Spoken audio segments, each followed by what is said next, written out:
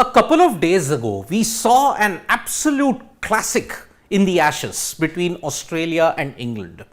Australia put on a brilliant fight, survived the onslaught of baseball and ensured they exercised the ghosts of 2005 when they won that contest by 2 wickets.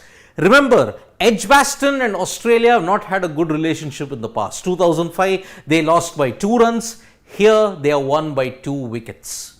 And they have taken a 1-0 lead, contrary to what England might have expected at the start, because baseball, a new revolution in Test cricket, they should have been up 1-0, right? But if you have to believe Ollie Robinson and his column that he wrote for Wisden, remember he is writing columns for the Wisden at this point in time. Ollie Robinson is in a parallel universe altogether, because either he is supremely confident, second, he is supremely delusional, or third, baseball has scrambled the mind of a lot of players. Because in the column that he says, you can praise Ollie Robinson for the way that he wants to sound confident.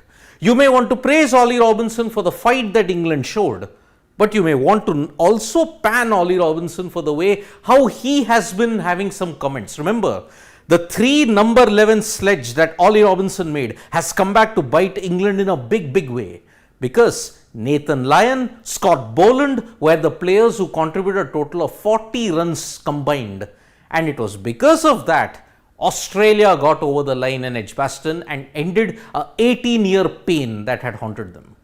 What were the things that Ollie Robinson said which is surely going to heat up this Ashes? And remember, only 1 test has been played. We still have 4 more tests to go. 28th is the next test at Lord's. Already the verbal volleys that have been fired are far more than the number of 4s and 6s that Australia and England have hit in Edgbaston alone.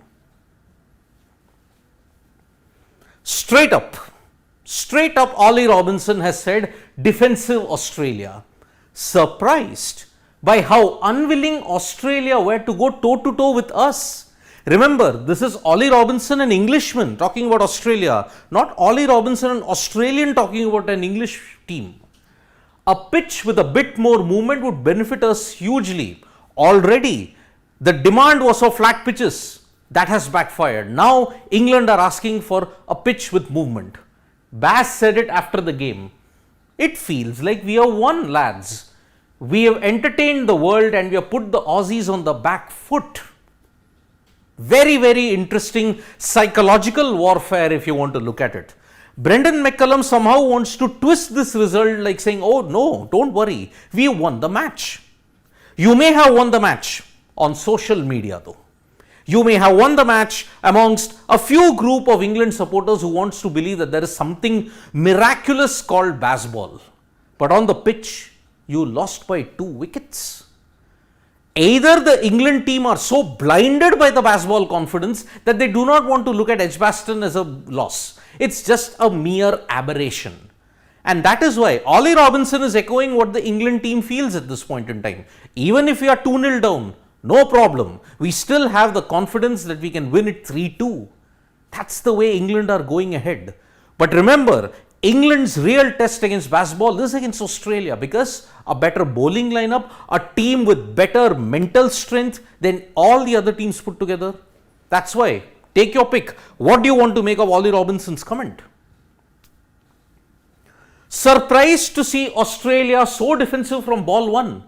You just don't see the Australians cautious and on the back foot like that. As soon as we saw the field for that first over, we felt like we had a hold over them. Agreed. Zach Crawley hit the first ball, Ashes ball for a boundary. But what happened after that? Australia adapted well, set the fields well.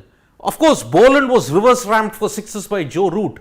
But England, in the quest for too much ultra aggression, declared on the first day itself.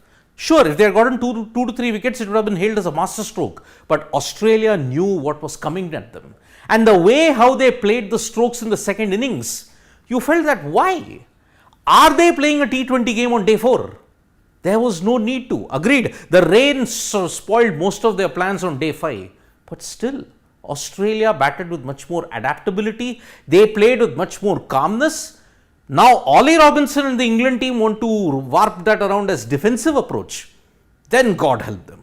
Because every dimension of Test cricket seems to be changing. One hopes that delusional thinking does not creep in at this point in time. Australia will look at themselves and realize they need to change their approach to keep up with how they are going to play. Every team has played a certain way of convention. England kind of threw the rule book out, and that is why they failed in Edgbaston. But remember the flip side of baseball. Defending totals has not been good for them. Chasing has helped them 90% of the time. The aberrations were a 1-run loss against New Zealand in Wellington. But if you look at it, chasing and setting the tone, it has been baseball doing all that work. Defending, of course, Pakistan, Rhodes can be a different exception altogether. But Ollie Robinson came into the news for that sledge, and because of the confrontation that he had with Usman Khawaja.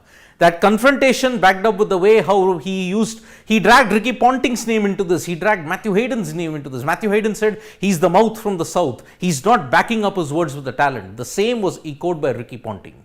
And remember, Robinson's confrontation did not cost any demerit points. The same thing happened 5 years ago when Kagiso Rabada had a spray at Steve Smith in Port Elizabeth, but he was heavily fined. Now, where are the double standards in this? It's purely evident. It was nothing against Usman Khawaja. It was just one of those things. I got caught up in the moment and let myself go. Typical England double speak that has been going around for centuries. When England do it, oh, we are trying to just ensure we do not touch the line. When the other nations do it, it is against the spirit of the game. This is typical England double speak by which not many people are their fans. So, England are actually up 1-0 in this 5-match Ashes series. They are going to go after defensive Australia and ensure they whitewash the series 5-0. This is the universe that Robinson wants us to believe in. But the hard truth reality is that Australia are up 1-0, winning by 2 wickets in Edgbaston. England did not adapt, Australia did. Now at Lord's, a venue where they have lost only twice in the last 78 years. Good luck to England. Really, really good luck to them if they have to ensure that they come back in the series. But remember, if there is one team that can come back, it is England. Remember, 2005, they had lost the Ashes opener there, but they bounced back to win it 2-1. England still hold the aces. Remember, they are playing at home.